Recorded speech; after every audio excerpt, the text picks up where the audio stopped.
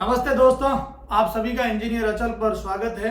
और आप सभी का दोस्त मैं इंजीनियर अचल आज अपना एक नया पार्ट लेके आए हैं, एचसीएफ और एलसीएम। आज दिन तक आपने जो क्लासें पढ़ी उसमें इस चीज का आपने बहुत महत्वपूर्ण योगदान देखा होगा। हर चीज में जहां पे भी बटे में जब भिन्न के रूप में आई वहां आपको ये एलसीएम तो आपने पढ़ा कि हम इसका एलसीएम ले रहे हैं, लेकिन एलसीएम एक्चुअली में होता क्या है, एचसीएफ क्या होता है, इसके बारे में आपने विस्तार से नहीं पढ़ा। और इससे सीधे सीधे किन किन एग्जाम में सवाल आते हैं वो देखिए। रीट लेवल फर्स्ट में इसके सीधे सवाल आते हैं, आरआरसी रेलवे ग्रुप डी में इसके सीधे सवाल आते हैं, पटवार में इसके सीधे सवाल आते हैं। और सबसे इंपॉर्टेंट है जो अब जिसके ऊपर मेरा विशेष फोकस है, एसएससी जीडी, जिसमें बीएसएफ, सीआईएसएफ, एसएसबी, आईटीबीपी और सीआरपीएफ, इन पोस्टों के अंदर इससे सीधे सीधे सवाल आते हैं। रीट के अंदर इसका 1 से 2 सवाल, इसके अंदर 2 से 3 सवालों तक पहुंचता है। पटवार में 2 सवाल फिक्स आता है, लेकिन उसका रूप थोड़ा चेंज होता है। लेकिन एसएससी जीडी में तो बिल्कुल सीधा सीधे सवाल आते हैं और कम से कम 2 से 4 सवाल इसके ऊपर आते हैं। ये सीधा एक टॉपिक है। और एनटीपीसी यानी विभिन्न परीक्षाओं में इस प्रकार के सवाल आते हैं।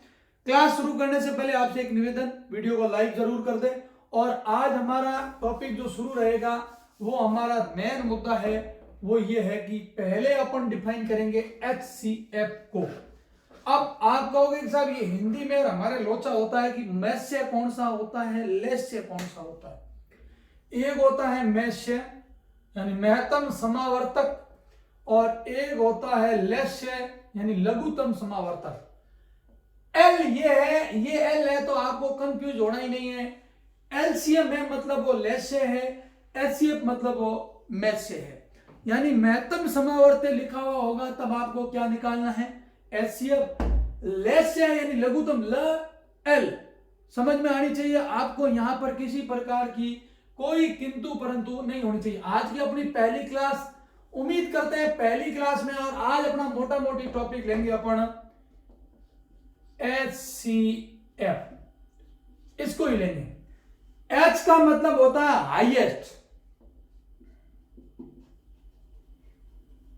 हाईएस्ट। सी का मतलब होता है कॉमन, और एफ का मतलब होता है फैक्टर। और इसको अपन क्या कहेंगे, महत्तम समावर्तक,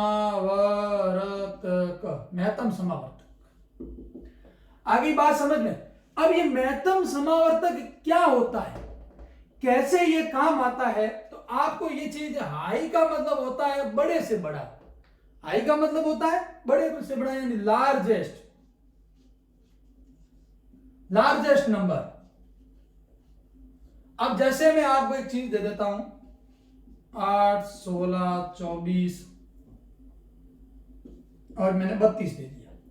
ये आपको कुछ संख्याएं मैंने दी, और मैं आपसे क्या कहता हूं कि इसका आपको क्या ज्ञात करना है, एचसीएफ।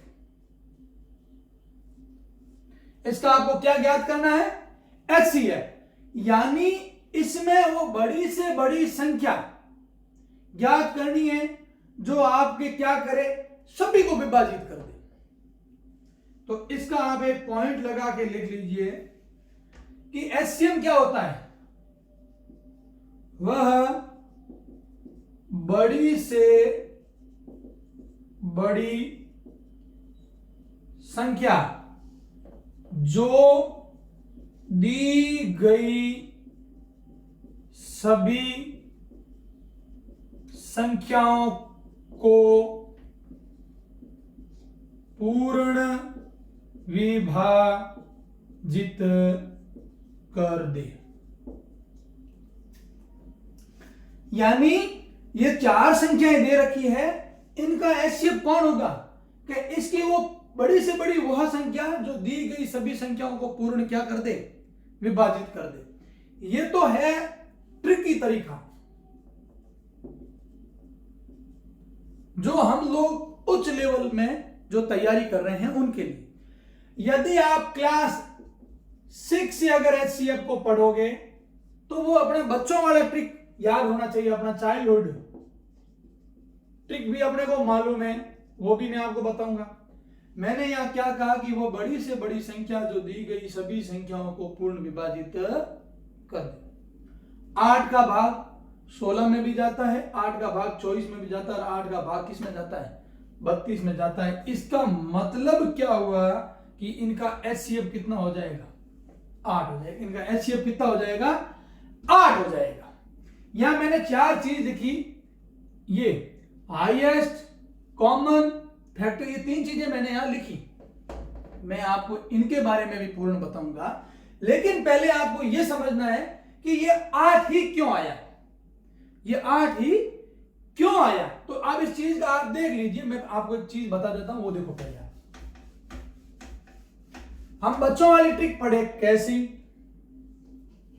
8, फिर आपका 16, फिर 24 और फिर 32। मैंने क्या लिखा? HCF, इसकी मैंने क्या लिखी कि हाईएस्ट, कॉमन, फैक्टर, ये लिखा था मैंने। कॉमन का मतलब क्या होता है? जो सभी में आए, जो सभी में आए। फैक्टर का मतलब होता है गुणन। कॉमन का मतलब होता है उभयनिष्ठ। हाईएस्ट यानी सबसे बड़ा। अब आप इस चीज में मैंने आपको HCF कितना बताया? 8 ही बताया। कैसे है वो देखो।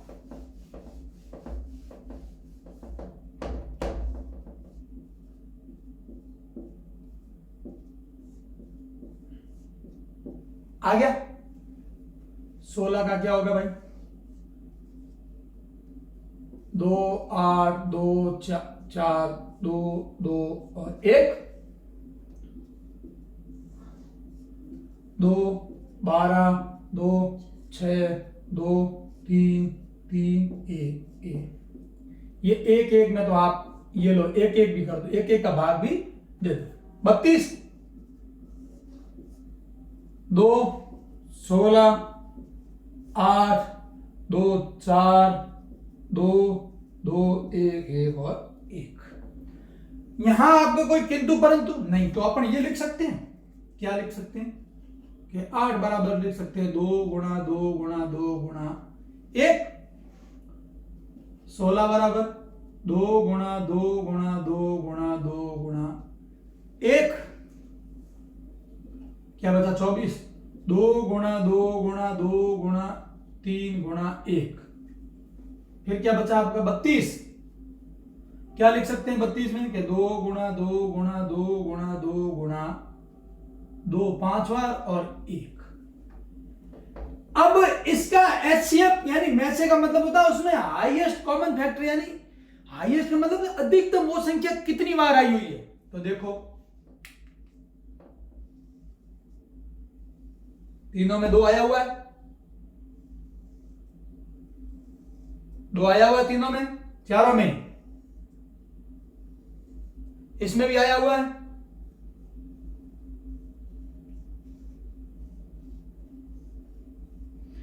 ये 2 इसमें नहीं है, ये 3 किसी में भी नहीं है, और ये 2 भी इनमें नहीं है। जोड़े बन गए।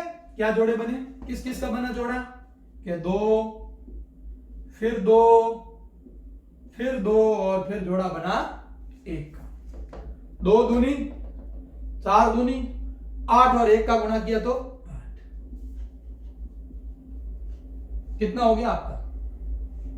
HCF 8 हुआ।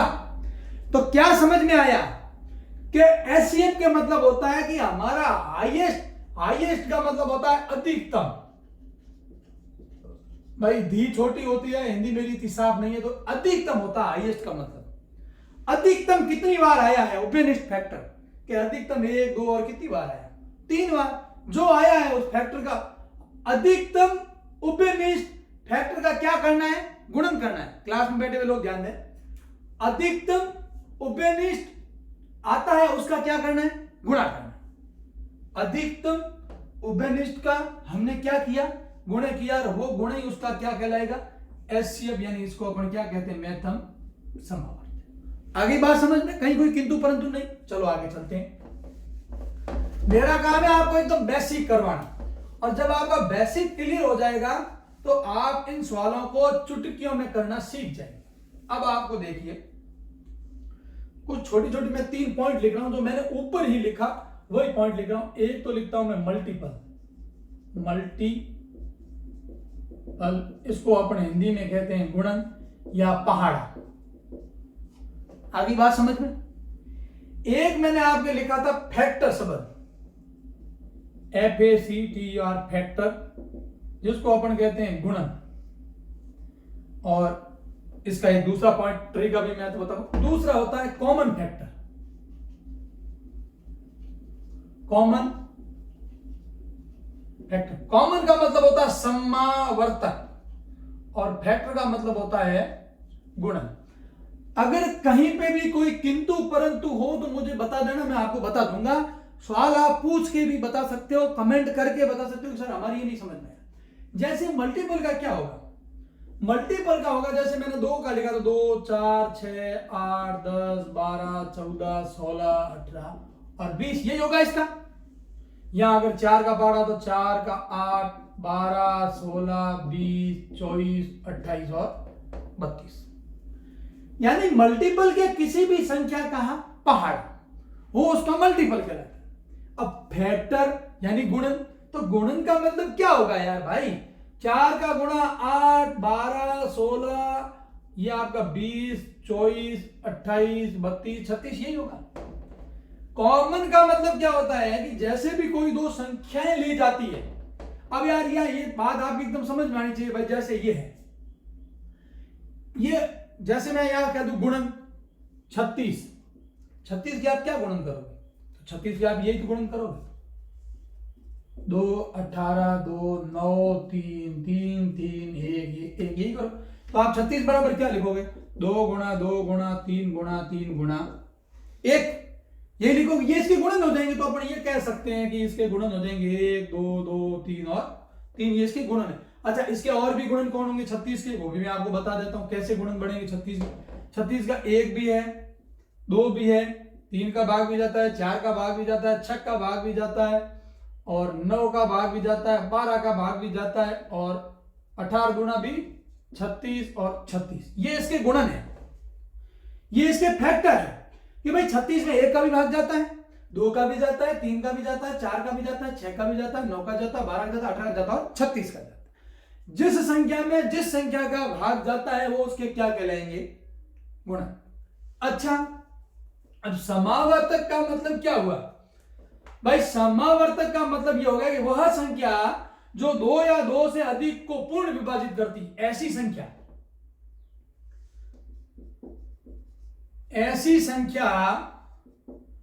जो 2 या 2 से अधिक संख्याओं को पूर्णतः विभाजित करती हो। अब आप ये कहोगे कि साहब ये पूर्णतः विभाजित कैसे करेगी, कैसे नहीं करेगी। मैं आपको कुछ संख्या लिख देता था, 32, 40 और मैंने लिख दिया 48। अब आप ये मुझे बताइए कि मैंने कॉमन फैक्टर लिखा, गुणन समावर्तक लिखा, और मैंने ये भी आपको नीचे लाइन लिखवा दी, नोट लिख लेना भाई, स्क्रीनशॉट ले लेना कि कॉमन फैक्टर कौन सा होता है, क्या वह ऐसी संख्या जो 2 या 2 से अधिक संख्याओं को पूर्ण क्या करती है, विभाजित करती है। जैसे इस 32 में किसका भाग जाता है, 2 का जाता है, 40 में भी 2 का जाता है, और 48 में भी 2 का जाता है। 32 में 4 का भी जाता है, 40 में भी 4 का जाता है, 48 में भी 4 का जाता है। अब 32 में 8 का भी भाग जाता है, 40 में भी 8 का भाग जाता है, 48 में भी 8 का भाग, लेकिन 32 में 16 का जाता है, लेकिन वो 40 में नहीं जाता है, और 48 में नहीं जाता। 48 में तो 16 का जाता है लेकिन 40 में नहीं जाता है। अब 20 का भाग 40 में जाता है लेकिन इन दोनों में नहीं जाता है। तो अब हम ये कह सकते हैं कि ऐसी संख्या जो 2 या 2 से अधिक को पूर्ण विभाजित करती है वो इनका क्या कहलाती है, कॉमन फैक्टर कहलाती है। अब 2, 4 और 8 ये इनके क्या कहलाएंगे, कॉमन फैक्टर कहलाएंगे, कॉमन समावर्तक गुणन कहलाएंगे। आपको ये चीज एकदम समझ में आ जानी चाहिए कि साहब ये ऐसा क्यों है। भाई इसका ये है कि 2, 4, 8 इन संख्याओं को पूर्णतः विभाजित करते हैं। इसमें आपके कहीं कोई किंतु परंतु नहीं। पहले मैंने आपको मल्टीपल बता दिया, फिर मैंने आपके फैक्टर बता दिए, और फिर मैंने आपको बता दिया कॉमन फैक्टर। अब आपके ये चीज अच्छे से एकदम समझ में आ जानी चाहिए कि भाई एलसीएम क्या होता है। अभी ये अपन एलसीएम नहीं निकाल के अपन निकाल रहे हैं एचसीएम। एचसीएम भी पढ़ा रहा हूं मैं आपको, महत्तम समावर्तन। और महत्तम समावर्तन मैंने आपको यही कहा था कि इसमें आपको हाईएस्ट कॉमन फैक्टर आपको इसमें से लेना है। हाईएस्ट का मतलब होता है जो अधिक से अधिकतम आए, जितना ज्यादा आया हुआ हो उसको आपको लेना है। चलो आगे देखते हैं, और इसमें विभिन्न परीक्षाओं में आगे कैसे सवाल आएंगे और इसके क्या रूप हैं, किस किस फॉर्म में आपसे ये सवाल पूछा जा सकता है। जैसे मैं आपसे उदाहरण कह देता हूं, एक सवाल आया हुआ है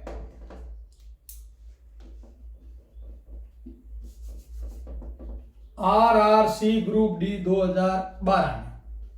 साधारण सवालों से मैं आपकी शुरुआत करता हूं। सवाल यह है आपका कि 24, 56 और 96 का मेष्य ज्ञात करो। अब एक तो मैंने आपको बताया लेस्य और एक बताया मेष्य। आपको एग्जाम में कंफ्यूजन में नहीं रहना है। उसके नीचे अंग्रेजी की भाषा होगी, तो मेष्य का वो लिखा होगा हाईएस्ट कॉमन फैक्टर, यानी इसका आपको क्या ज्ञात करना, HCF। अब एक चीज आप बताइए, मैंने आपको इनमें से क्या चीज बताई थी। एक तो बच्चों वाली विधि बताई। बच्चों वाली विधि क्या है कि साहब 24 का भी निकालो, 56 का भी निकालो और 96 का भी निकालो। या इसमें जो राशि आपकी सबसे छोटी है उसको पकड़ो। है तो हाईएस्ट, लेकिन राशि इनमें से सबसे कौन सी लेनी है, छोटी लेनी। क्या वो सभी को विभाजित करती है? इसका भाग इसमें तो जाता है, लेकिन 24 का भाग 56 में नहीं जाता। अब आप बोलोगे सर इसको कैसे निकालें, कैसे निकालें? तो आपको मैंने बता दिया कि 24 के फैक्टर बनाओ, 2, 2, 12, 6, 3 और 1। अब बोलोगे कैसे? भाई ये ऐसे 12, 6, 3, 3, 1, 1, 1, 2, 2, 2, 3 और 1 आ गया 24 के फैक्टर। तो ठीक, फिर आप क्या आया 56, 2, 28, 2, 14, 2, 7, 7, 1, 1, 1। तो यहां पर मैं 56 का भी लिख देता हूं, 2, 2, 2, 7 और 1। पीछे कौन बता, 96, 4, 48, 2, 24, 2, 12, 2, 6, 2, 3, 3 और 1। तो ये लिख दिया 96 का 2 गुणा 2 गुणा 2 गुणा 2 गुणा 2 गुणा 3 गुणा 1। अब एचसीएफ निकालना है, यानी हाईएस्ट अधिकतम कितनी बार आएगा, 1 जोड़ा, 2 जोड़ा और 3 जोड़ा बन गया, 1 जोड़ा बनाइए। कॉमन लेना है तो कैसा, 2 गुणा 2 गुणा 2, और एचसीएफ इनका फैक्टर यानी इनका क्या करना, गुणन करना है। 2 दूनी 4 दूनी और 8 और 1 का गुणा किया तो 8। तो ये इसका क्या हो जाएगा, एचसीएफ। परिभाषा से दो ही नहीं हुई, हाईएस्ट ले लिया, जो कॉमन आए हुए वो ले लिए, और एफ का मतलब होता है फैक्टर। फैक्टर यानी इनका क्या करना है, गुणा। अधिकतम कॉमन आई हुई संख्याओं का क्या करना है, गुणा करना। वही इनका क्या कहलाता है, मेष्य कहलाता है। चलो अलग चीज एक और पकड़ते हैं। इसके बाद में एक और सवाल आया हुआ है। छोटी छोटी चीजों से आप समझोगे तब आपके समझ में आएगा, अन्यथा आप एग्जाम्पल नंबर 2 आपका ये भी आपके राजस्थान के एलडीसी में पूछा गया सवाल। और अब आप बोलोगे सर इतना आसान सवाल, यस। ये क्वेश्चन है कि 1365, 1560 और 1755 का में से ज्ञात करो। ये सवाल आपको क्यों दिए जाते हैं? ये सवाल आपको दिए जाते हैं आपका समय बर्बाद करने के लिए, आपका समय बर्बाद करने के लिए, क्योंकि आप विधि कौन सी लगाओगे, बच्चों वाली लगाओगे, बच्चों वाली विधि के बिना आप इसको हल कर नहीं पाओगे। अब उसके हल करने के लिए आपको क्या चाहिए, ट्रिक। ट्रिक वीडियो के लास्ट में मैं बता दूंगा, आप अब जुड़े रहिए, पूरा देखिए, पहले आधार से समझिए और फिर मैं आपको ट्रिक बता दूंगा। अब फिलहाल इसका आधार क्या रहेगा, आप वापिस वही निकालोगे 1365, 1560 और 1755 का ये निकाल लेना, और इनमें से जो कॉमन है उनको कॉमन लिख देना और उनको आपस में क्या कर देना, गुणा कर देना, ये सवाल हो जाएगा। अब ये आपका समय बर्बादी का काम था, जो समय उसमें आपका बर्बाद, आपसे ये गुणा करवाएगा और हो सकता है इन गुणा में भी वो आप पहले 2 गुण फिर 3 ऐसा भाग देने में भी गलती कर लोगे, कोई नहीं। इसमें सिस्टम यही है, छोटी छोटी संख्या से भाग देना, 2 का जा रहा है तो 2 का ही देना, उसके बाद 3 का देना, उसके बाद 4 का देना, फिर 5 का देना, फिर 6 का देना, पहले 6 का दे दिया फिर 2 का दे दिया, तो भी इसमें फैक्टर 99% गलत हो जाएंगे। ये मैं आपको कह रहा हूं, इसको कान में गिड़ के गांठ बांध देना। अब इस सवाल के उत्तर आप मुझे कमेंट करके बताओगे कि सर इसका उत्तर ये आया। अब देखो, ये हो गई आपकी टाइप 2। पहली टाइप सामान्य जो बच्चों की तरह अपन निकालते हैं, इसमें बदलाव क्या होगा, सवाल एग्जाम में किस प्रकार से आएंगे वो ये है। जैसे या नोट लगा के लिख लो, पहले तो आप एक चीज बता रहा हूं, उस नोट को आप समझो कि जिन संख्याओं के अभाज्य गुणनखंड में कोई उपनिष्ठ गुणनखंड नहीं होता है उसका सदैव महत्तम समावर्तक क्या होगा। अब जैसे मैं आपको बता दूं, 13 और 14 लिख दिया मैंने, 2 संख्या, और मैं इनका पूछूं कि में से ज्ञात करो। 2 लगातार संख्याएं हैं, 2 लगातार संख्याएं क्रमागत है, क्रमागत प्राकृतिक संख्याएं है, या ये केस नंबर 1, केस नंबर 2 अभाज्य गुणनखंड। अब इनका क्या होगा ये भी देखिए, तो इन चीजों से आपको ये चीज समझनी पड़ेगी। जैसे मैंने अभाज्य गुणनखंड कौन कौन से होते हैं, अभाज्य गुणनखंड सभी के सभी विषमी होती है, अभाज्य गुणनखंड सभी के सभी विषम होते हैं। अपवाद में एक ही पैदा हुई थी और वो होता है 2, जो सम होता है। अभाज्य गुणनखंड सभी के सभी क्या होते हैं, विषम होते हैं, लेकिन एकमात्र संख्या ही पैदा हुई थी सम, वो कौन है, 2। अब मैंने कह दी 2 क्रमागत संख्याएं। पहली बात तो भाई पहला है कि 2 क्रमागत संख्याएं, 2 क्रमागत प्राकृतिक संख्याएं हैं, उनका आपसे में से पूछा जाए तो उनका में से ज्ञात करने की जरूरत नहीं है, उनका में से सदैव 1 होता है। यदि अभाज्य संख्याएं दे रखी है तो उनका भी में से सदैव 1 होगा। आप बोलोगे कि कैसे, ये मैंने 14 ली, आप 2 लगातार कोई भी संख्या बोलो, कौन सी, कोई भी 2 संख्या ले लो, 19 20 ले ली, या मैं ले लो 81 82 ले लूं, या 6 और 7 ले ली, या मैं आपके यहां पर ले लेता हूं 9 और 10, और मैं आपसे बोलूंगा इनका क्या ज्ञात करना है, में से ज्ञात करना है। ऐसी अब पूछ रहा हूं, आप 13 और 14 के देखो, 13 में 13 के अलावा किसी का भी भाग नहीं जाता है, 14 2 का जाता है, 7 में 7 1। अब इनका आप क्या कॉमन लोगे कि ये 13 ये 14, 13 में तो 13 गुणा 1, 14 में 2 गुणा 7 गुणा 1, कॉमन क्या आया 1। जो कॉमन आता है वो क्या कहलाता है, में से। तो आप ये नोट कर लो, पहला नोट, कि क्रमागत प्राकृतिक संख्याओं का में से सदैव क्या होता है? एक। सदैव अभाज्य गुणनखंड संख्याओं का भी में से क्या होता है? एक। अब अभाज्य गुणनखंड संख्याएं सभी कैसी होती है? विषम होती है। अभाज्य गुणनखंड संख्याएं कौन सी? 1 2 3 5 7 11 13 17 19 23 29 31 33 34 35 36 37 38 39 13 39 41 42 43 43 44 होती है, 45 15 45 46 होती है, 47 48 49 50 51 52 53 में भी होता है, 16 थी 48, देख लो जो भी होती है यार, ये मैं लिख रहा हूं। ये सभी अभाज्य गुणनखंड है। जो अभाज्य का मतलब क्या होता है, यहाँ अभाज्य को भी समझना है, जिसको नहीं मालूम है उसको बता देता हूं कि उसमें या तो खुद का भाग जाता है यानी या किसका जाता है? केवल और केवल एक का।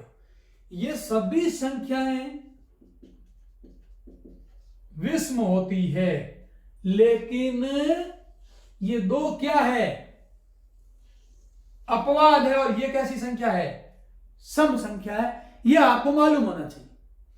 ये चीज मालूम होने से आपके रीट लेवल फर्स्ट की जो तैयारी कर रहे हो उनका एक सवाल तो सम और विषम अभाज्य संख्याओं का आता है, वो पूरा हो गया।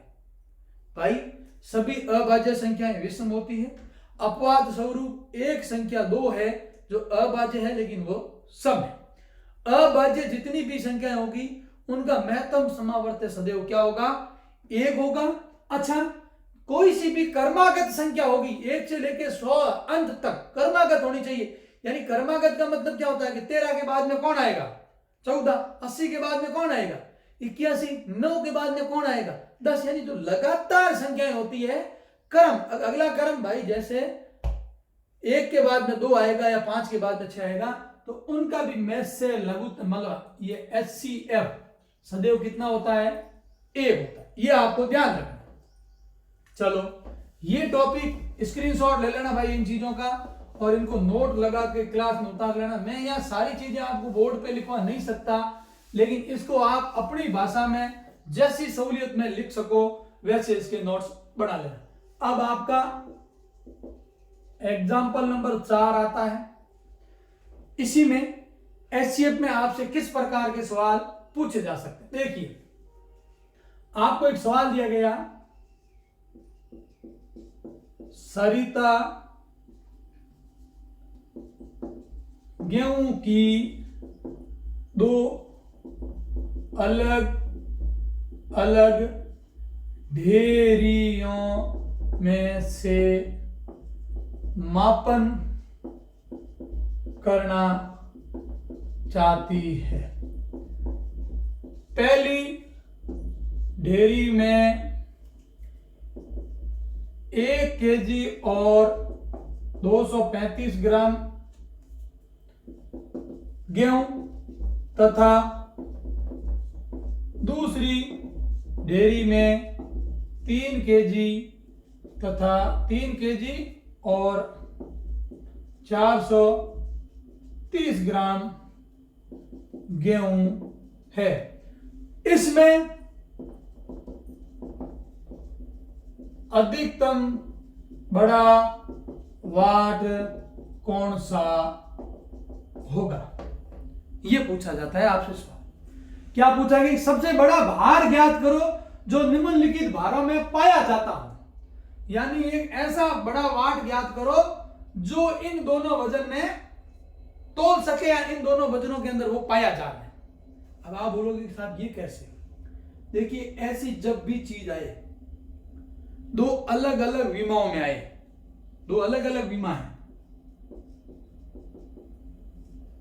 यहां पे 2 अलग अलग विमा है। एक बीमा है केजी में और एक बीमा है ग्राम में। रीड लेवल फर्स्ट ऐसे जीडी की तैयारी करने वाले कान खोल के सुन लेना। बीमाओं से संबंधित आपसे सवाल पूछे जाएंगे, आप वहीं उड़ जाओगे। इसीलिए कभी भी काम करो सवाल के आंसर करते समय सारी बीमाओं को एक बीमाओं में कन्वर्ट कर दीजिए।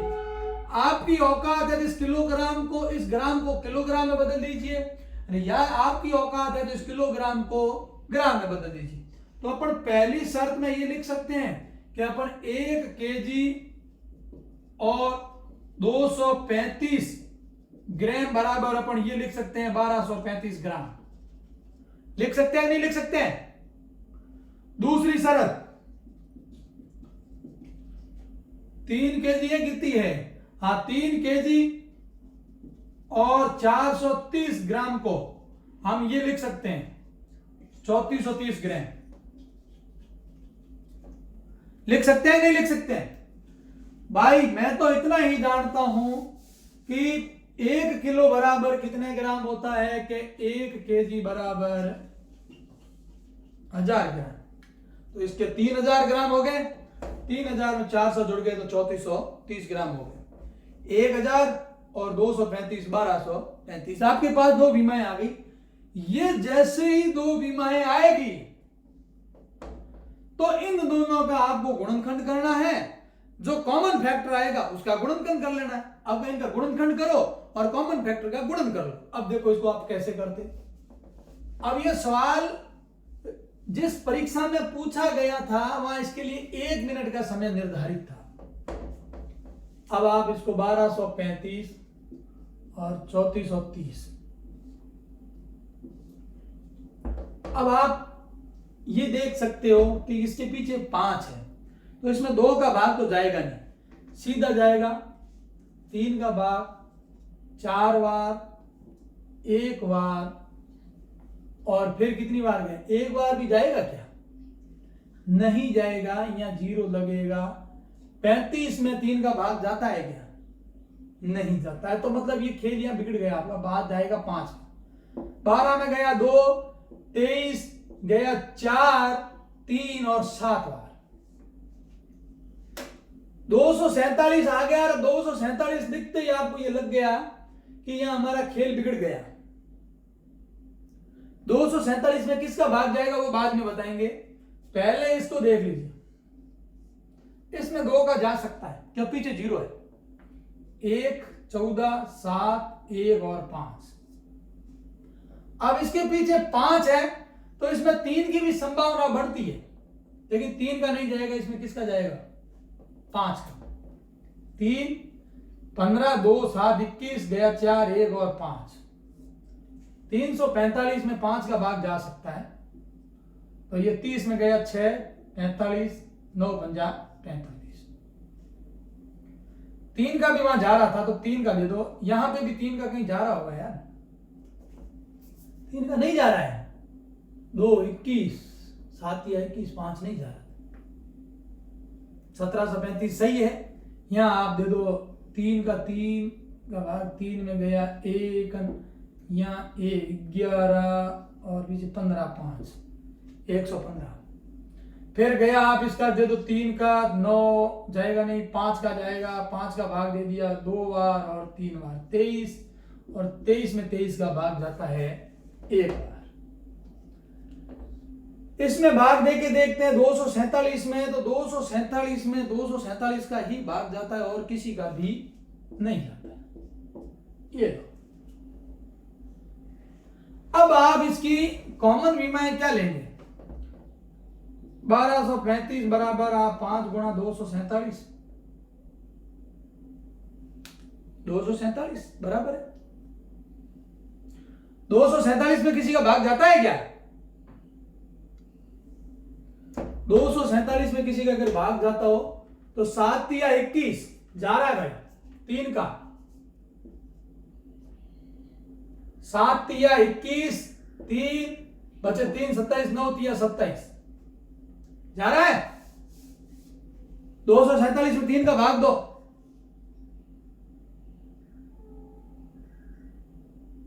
नहीं जा रहा है। 7 या 21, 24 में 21, 3, 27, 9 या 27, क्या बात करें। 247 भागे 7 या 21, 3, 37 बच गए भाई, नहीं जा रहा। तो 247 के 247 ही रहेंगे और 247 का भाग गया एक बार, आप कॉमन यहां लिख दीजिए 12 3 बराबर 5 गुणा 247 गुणा 1, और इधर का आप क्या लिखोगे इसके लिए कि 3430 बराबर 2 गुणा 5 गुणा 3 गुणा 5 गुणा 23 गुणा 1। इनमें आपको कॉमन क्या लगा 5, इसमें आपको कॉमन क्या लगा 5, और किसी का जोड़ा बन रहा है 1 का बन रहा है, तो कॉमन कौन कौन आया 5 और 1, और इनका गुणा कर दिया तो 5। ये कितने, ये किसमें ग्राम में, तो वो बड़े से बड़ा ग्राम कौन सा होगा 5, जो इन दोनों में ही पाया जाता है। बस यही बातें हैं। इस तरह की आपसे सवाल पूछे, इस सवाल में ये चीजें आप निकाल दोगे, लेकिन इसके लिए भी मैं आपको लास्ट में ट्रिक बता दूंगा, उस ट्रिक को आप देख लेना और लॉजिक आपके एकदम क्लियर कट समझ में आ जाएगा। अब आगे चलिए, ये था हमारा विमाएं बदलने वाला एग्जाम्पल नंबर 4, जो हमने किसके ऊपर था, विमाओं को बदलना किसमें, एचसीएफ। अब आप एक चीज और बता देता हूं, जैसे अगला सवाल आपसे ये पूछा जाएगा कि सबसे बड़ी संख्या है आपके, वो किसमें दे दे दशमलव में, पांचवा एग्जाम्पल आपका, एग्जाम्पल नंबर 5, दशमलव परिवर्तन।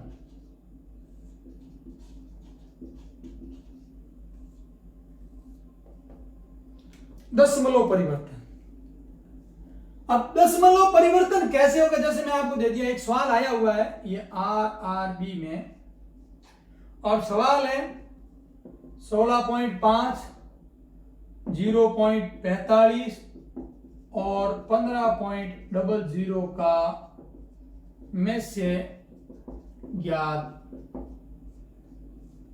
करो। ये सवाल है 0.5 बाई 16.5, 0.45 और 15.00 का में से ज्ञात करो। अब आप बोलोगे सर ये तो आपने धर्म संकट में डाल दिया, इसका कैसे करें। देखिए, इन संख्याओं में सबसे पहले आपको दशमलव हटाना होगा। अधिकतम दशमलव कितनी संख्याओं के पीछे लगा हुआ है, दशमलव के पीछे अधिकतम कितनी संख्या है 2, तो हम इस संख्या को ऐसे लिख सकते हैं 1650, इस संख्या को मैं 45 लिख सकता हूं, आप इधर ध्यान दीजिए बोर्ड में, और इस संख्या को मैं 1500 लिख सकता हूं, क्योंकि मैंने इस संख्या के भी 2 पॉइंट हटा दिए, इस संख्या के भी मैंने 2 पॉइंट हटा दिए, और इस संख्या का 1 पॉइंट हटाया, दूसरी संख्या नहीं, तो मैंने क्या लगा दिया था 0, क्योंकि पॉइंट के बाद में आप 0 लगा सकते हैं। ये संख्या आते ही आप आराम से इसका क्या ज्ञात कर लोगे, में से ज्ञात कर लोगे। जो आपका में से आएगा उसको आप कितने पॉइंट लगा दोगे, 2 पॉइंट लगा दो, क्योंकि आपने शुरुआत कहां से की, वहीं से ही की। देखिए,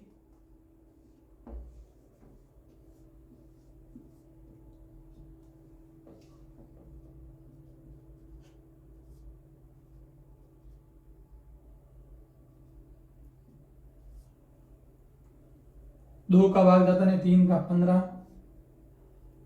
3 5, करेक्ट। इसमें देखिए 2 का भाग 825, 3 का भाग यहां जाता है, 3 का भाग 8 में गया 2 बार, 6 22, 7 या 21, 1 5 3 15। यहां पर अब किसका जाएगा, 5 का जाएगा, 5 का 5 25, 2 5 25, फिर 5 का 11 11 1 करेक्ट, ये हो गया। इसमें किसका जाएगा, 3 का जाता है क्या, 3 1 जाता है, 3 का 1 2 5 125, 12 में नहीं, 5 का ही जाएगा 25 बार, 5 का जाएगा 5 बार, 5 का 5 1 1 और 1 गया।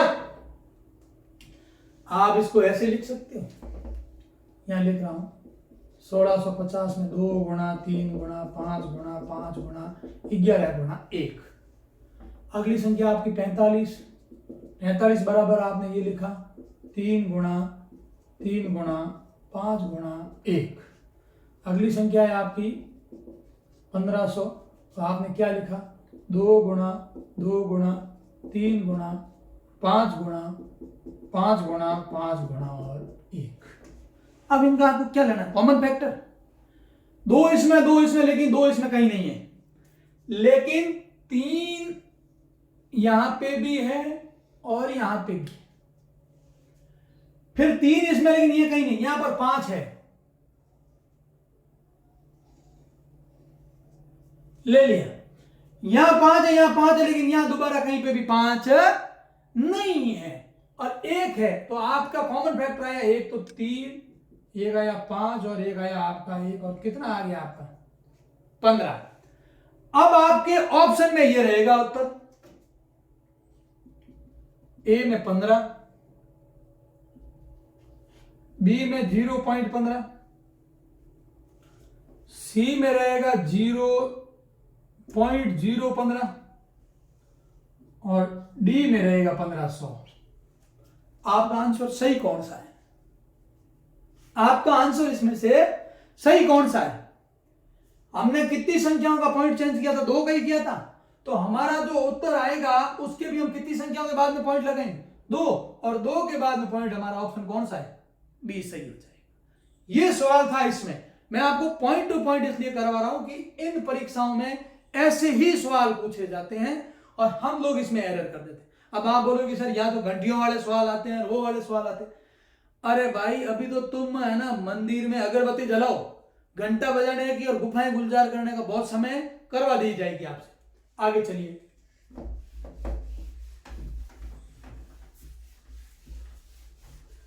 अब अगली टाइप एग्जाम्पल नंबर 6, जिसको लिख लीजिए भाई।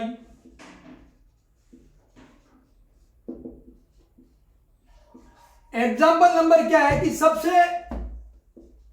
इस तरह से सवाल पूछा जाएगा कि सबसे बड़ी से बड़ी संख्या ज्ञात करो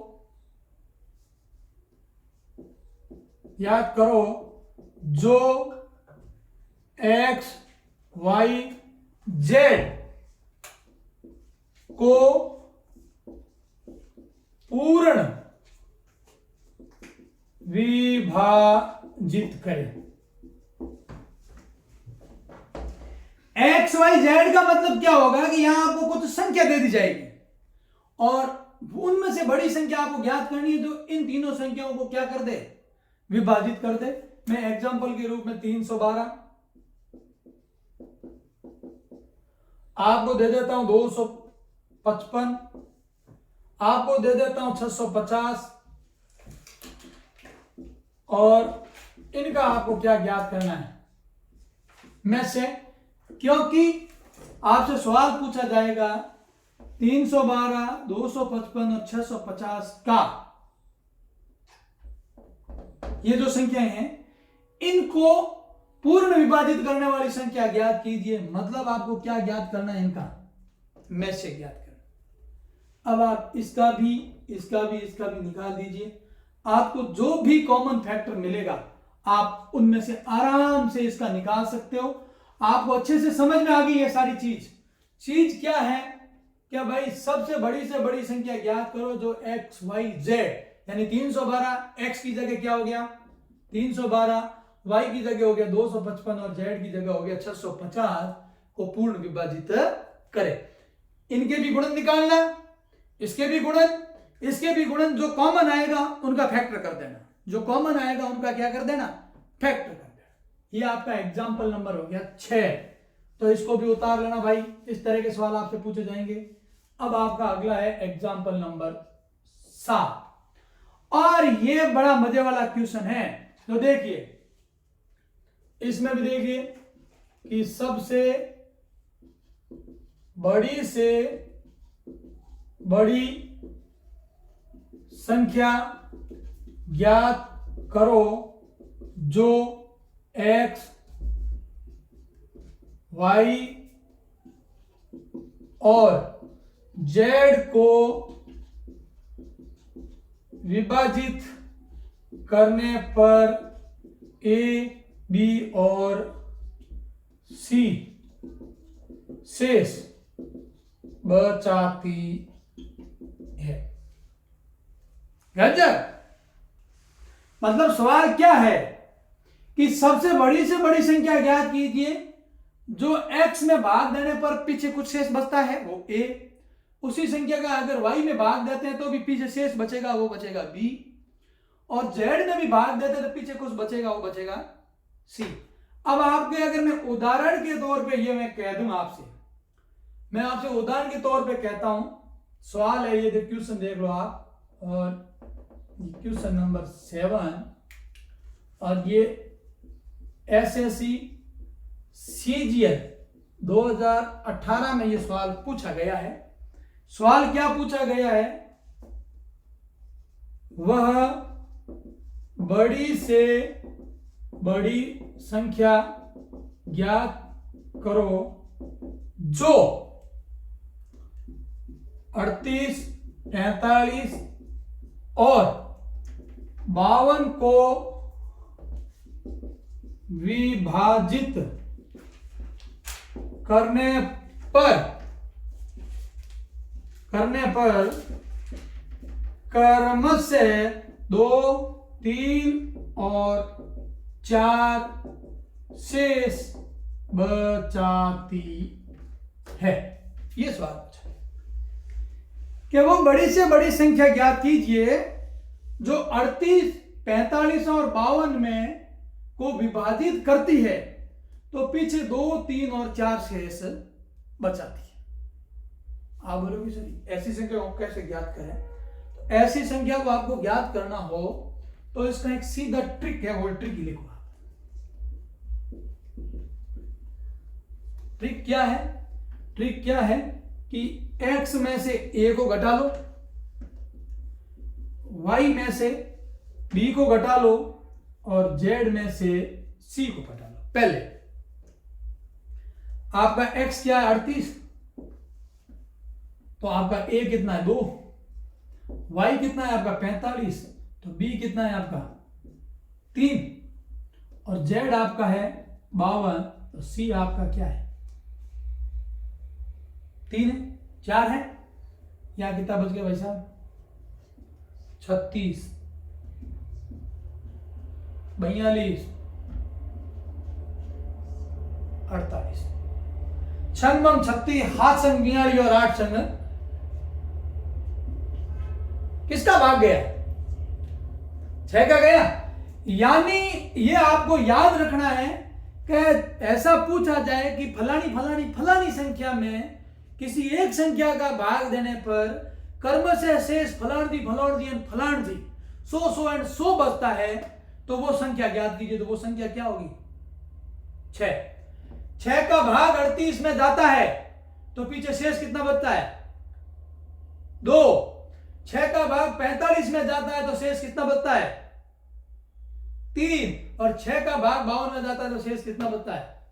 4। इसको जब भी निकालना हो तो x में से a, y में से b और z में से c घटाने के बाद में जो भी संख्या आपको मिलती है उनका आपको क्या ज्ञात कर लेना है? में से ज्ञात करना है। उनका आपको क्या ज्ञात करना है? एचसीएफ ज्ञात करना। इसी प्रकार से यदि यहां पर 30, 41 और 75 होता, यहां पे होता 3, 5 और यहां होता 3, तो आपका यहां क्या होता? तो हम कह सकते हैं ना, यही तो करना था हमें। ट्रिक हमारे पास यही तो है, हमने यही तो पढ़ा है। 30 में से 3, 41 में से 5 और 75 में से हमें क्या घटाना है? 3 ही घटाना है।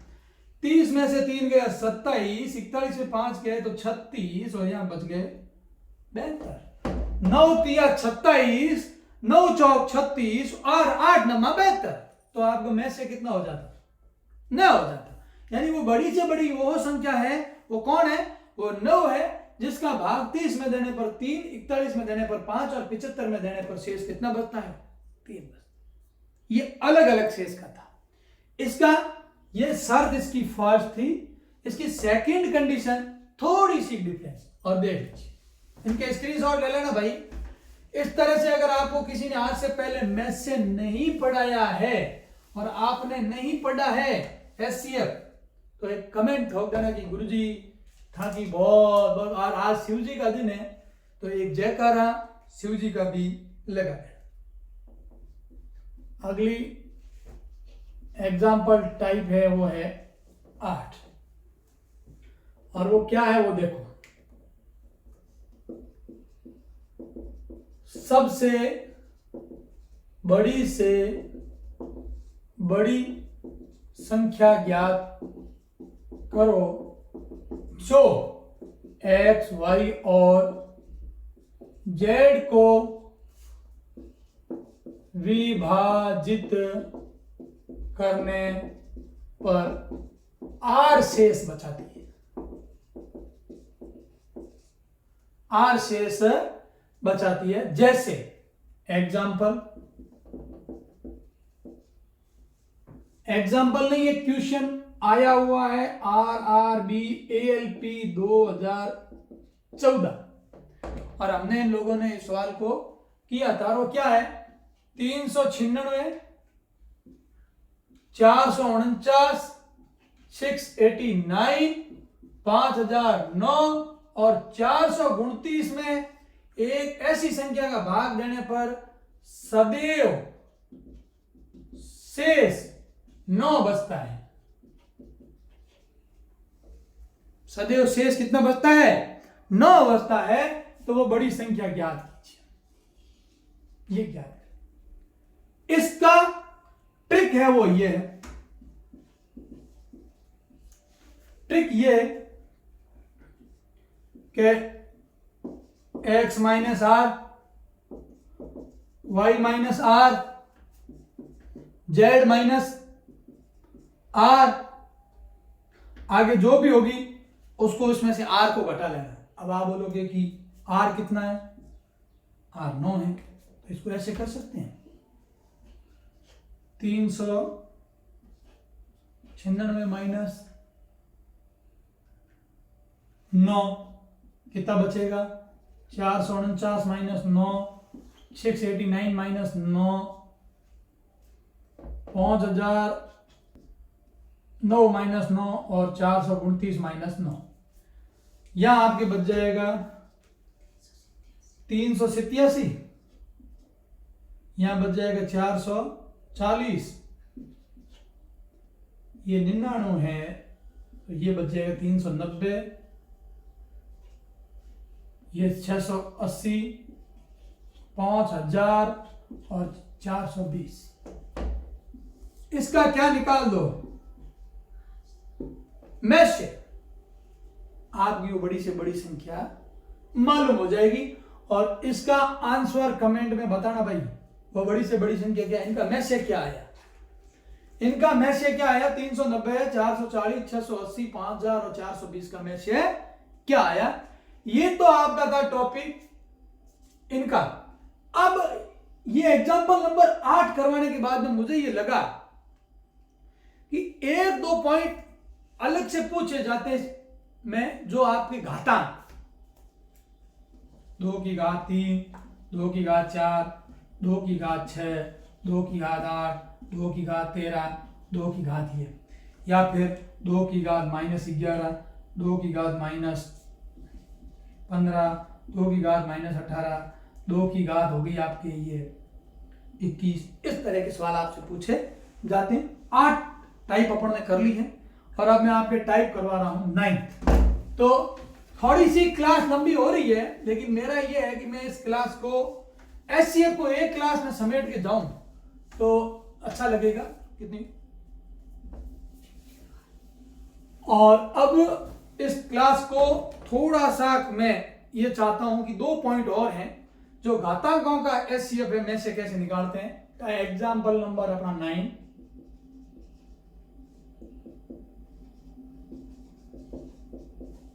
घातांक का मैशेप यानी HCF। अब ये क्या होता है, घातांक दो टाइप के, फर्स्ट टाइप और सेकंड टाइप। एक में तो आधार समान हो,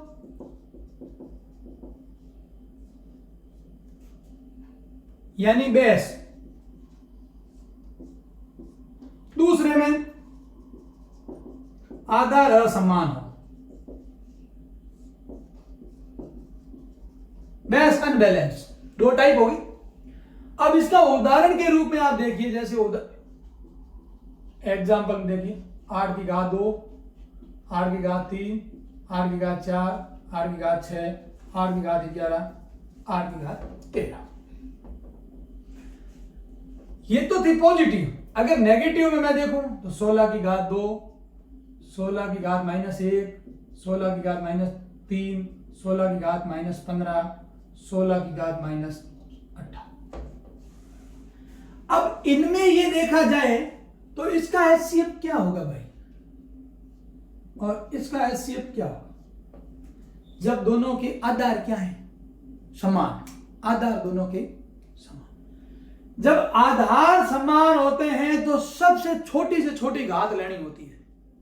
तो इसमें सबसे छोटी घात, आधार क्या आ गया अपना 8, या आधार क्या आ गया हमारा, अब इनमें सबसे छोटी घात कौन सी है, 2। इसका HCF तो है। क्यों HCF होगा, क्योंकि 8 दूना 8 का वर्ग कितना हो गया 64, लेकिन यहां 8 का क्यूब है तो इससे बड़ी हो जाएगी। आ रही बात समझ में। अब इसमें से सबसे छोटी घात कौन सी है, 1। यही आप गलती करोगे। क्लास में कुछ बैठे हुए लोग कह रहे हैं -1, आपने ग्राफ पढ़ा होगा, ये ग्राफ आपने पढ़ा, ये पॉइंट वो होता है, इधर x प्लस का, इधर x होता है माइनस, इधर y प्लस की और इधर y होती है माइनस की। 1 2 3 4 5 6 प्लस के 1 2 3 4 5 और 6 प्लस के, लेकिन माइनस का 1, माइनस के 2, माइनस का 3, माइनस का 4, माइनस का 5 और माइनस का 6। माइनस का 1, माइनस का 2, माइनस का 3, माइनस का 4, माइनस का 5 और माइनस का 6। अब आप मुझे बताइए कि ये -1 बड़ा है कि -6 बड़ा है, केवल मुझे इतना बता दीजिए, -1 बड़ा है या -6 बड़ा है। -1 बड़ा है क्योंकि ये तुरंत प्लस में बदल जाएगा, लेकिन इसको प्लस में आने में लगेगा समय, तो 6 छोटा है। माइनस का 6 छोटा है लेकिन माइनस का 1 बड़ा है, इसीलिए यहां घात क्या होगी सबसे छोटी, -18। यही खेल है, इसलिए मैंने आपको यह ग्राफ सिखाया कि ग्राफ में आपने क्या किया था। अब आपको मालूम चल गया कि हाँ सर, -1 तुरंत 0 में बदल के 1 में बदल जाएगा, ये बड़ी है, लेकिन ये तुरंत नहीं बदल सकती, इसको काफी समय लगेगा। ये माइनस में रहेगी, ये तुरंत पॉजिटिव हो जाएगा। इसीलिए माइनस की जो बड़ी घात होती है वो हमेशा सबसे छोटी होती है, ध्यान रखना। ये तो इनका HCF हो गया उदाहरण के तौर पे। अच्छा, तो ये तो हमारा पहली कंडीशन तो हो गई कि आधार समान हो, तो पॉजिटिव माइनस में हमने निकाल दिया। यदि इनका आधार समान नहीं हो तो क्या करेंगे। अब जैसे देखिए,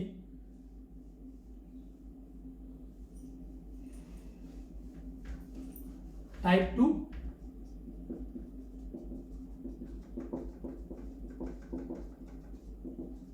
आधार समान नहीं हो। एग्जाम्पल 5 की घात 3, 8 की घात 4, इनका HCF कितना होगा। आपसे दिया जाए कि 5 की घात 3 और 8 की घात 4, इनका आपका HCF यानी इनका मैच से क्या ज्ञात कीजिए।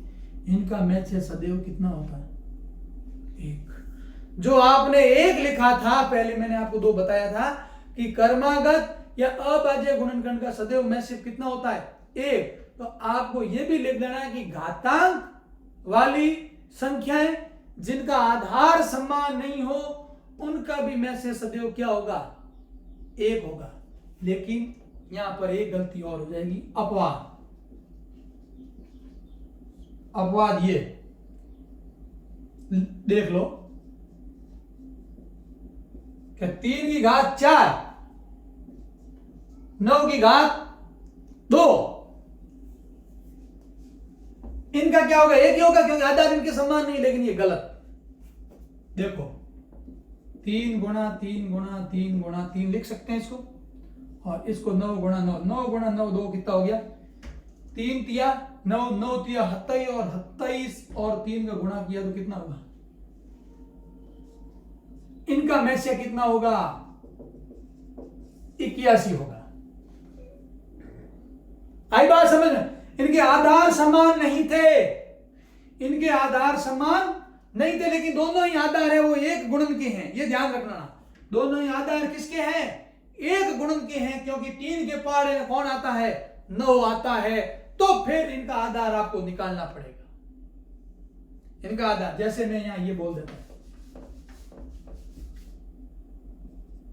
3 की घात 4 और 5 की घात 3, ये एक के पहाड़े, ये 3 के पहाड़े में कहीं नहीं आते। लेकिन मैं ये कह देता आपको कि 4 की घात 3 और 8 की घात 2, तो यहां आपको निकालना पड़ता। क्या निकालना पड़ता? कि 4 चौक 16 और 16, जैसे ये 4 गुणा 4 गुणा 4 और 8 गुणा 8, 4 चौक 16 और 16 चौक कितने होते हैं? 64, और 8 भी कितना होता है? 64। तो इनका एचसीएफ कितना होता? तो इनका एचसीएफ होगा 64। ये ध्यान रखना है आपको। यही काम है जो मैं आपको सिखा रहा हूं। एग्जाम में यही आप एरर करते हो, और इस एरर पे ही तो सवाल करते हैं, और वहां आप बाहर हो जाते। ये चीजें यहां हो गई। ये तो हो गए आपके घात घातांक। घात और घातांक टाइप नंबर आपकी 9। और आखिरी आपकी टाइप है वो देखिए, टाइप नंबर 10।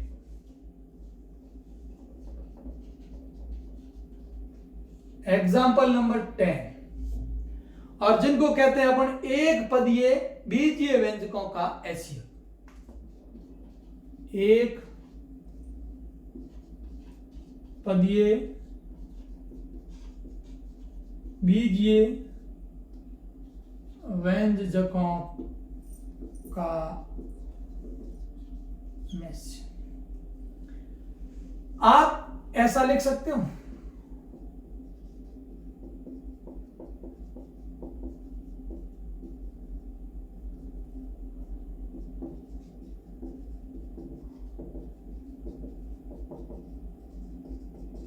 ये सवाल पूछा गया है LDC 2016 RPSC में। x की घात 3 और y की घात 5 और x की घात 4 और y की घात 3 का मैस्य ज्ञात कीजिए। रीट वालों इस बार कान खोल के सुन लेना, इस प्रकार के सवाल आने की पूरी संभावना है, और इस प्रकार के सवाल पूछा जाएगा। ये दोनों चीजें हैं, तो आप इसको ऐसे लिख सकते हो क्या? लिख सकते हो? इसको मैं ऐसे लिख सकता हूं, x गुणा x गुणा x गुणा y गुणा y गुणा y गुणा y गुणा y, लिख सकता हूं। ठीक, इसको x गुणा x गुणा x गुणा x गुणा y गुणा y गुणा y में लिख सकता हूं। एचसीएफ का मतलब होता है हाईएस्ट कॉमन फैक्टर।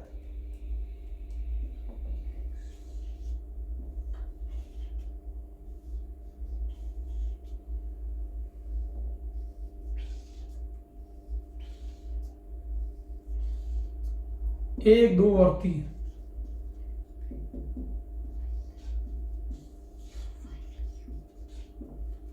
x की घात 3 और y की घात भी 3, ये इनका क्या हो जाएगा?